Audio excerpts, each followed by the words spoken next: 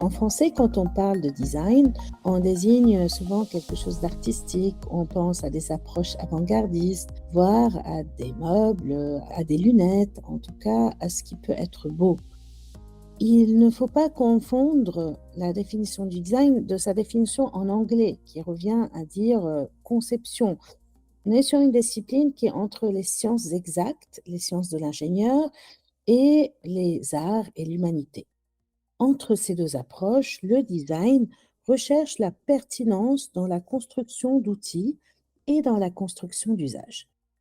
Plusieurs approches de design existent. On parle parfois de design thinking, de design d'usage, de design de service, autant de termes jargonnants, parfois bourrés d'anglicismes, pour imaginer des outils au service des politiques publiques. Notre deuxième table ronde de ce cycle de l'innovation publique dans le cadre du mois de l'innovation publique au département de La Réunion vise à explorer les expériences qui se cachent derrière ces termes.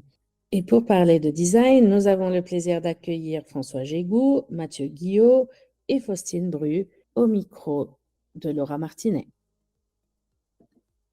Bonjour à tous. François, pouvez-vous nous préciser ce qui est entendu par les notions de design de service, design d'usage, design thinking?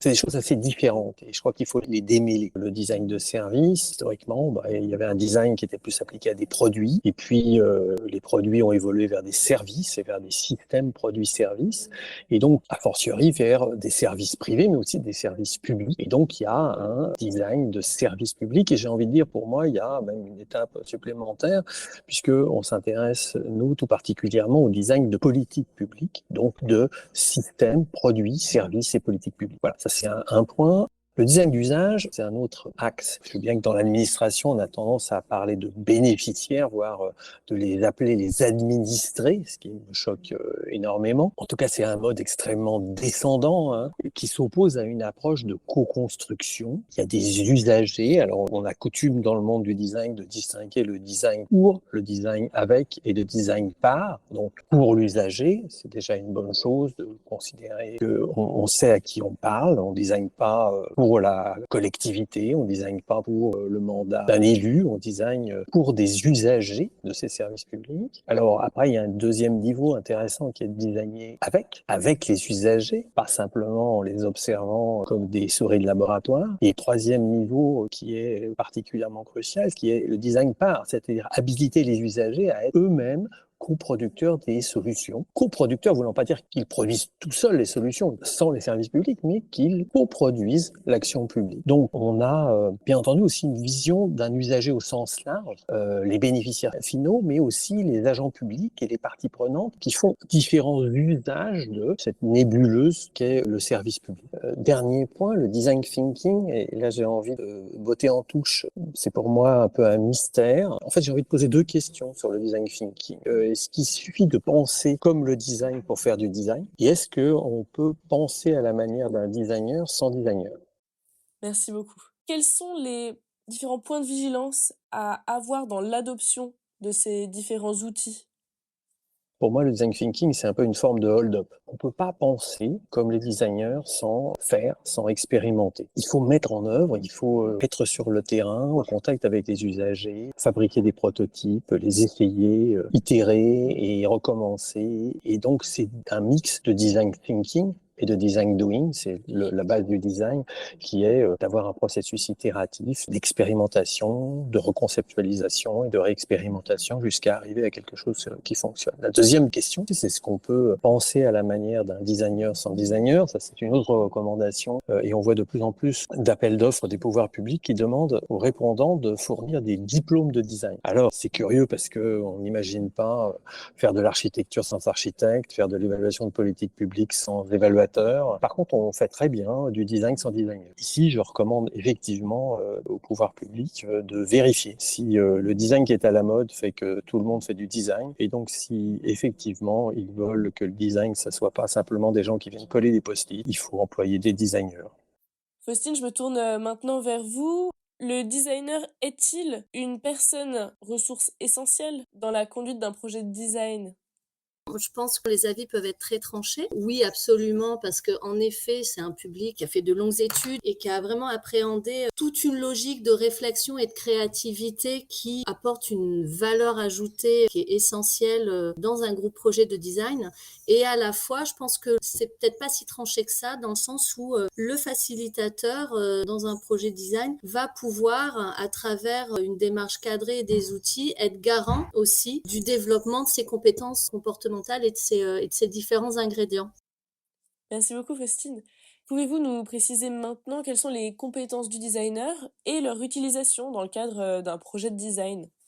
C'est le mode de pensée qu'on avait tous à la naissance, qui est déjà d'avoir une exploration multisensorielle. C'est-à-dire qu'on a, pour réfléchir, pour créer, pour innover, expérimenter, on va avoir besoin de se déplacer, on va avoir besoin de mettre le corps en mouvement, de toucher. Derrière ça, il y a aussi toute la question de la curiosité. Le designer, il va aller rechercher, enquêter, comprendre, analyser.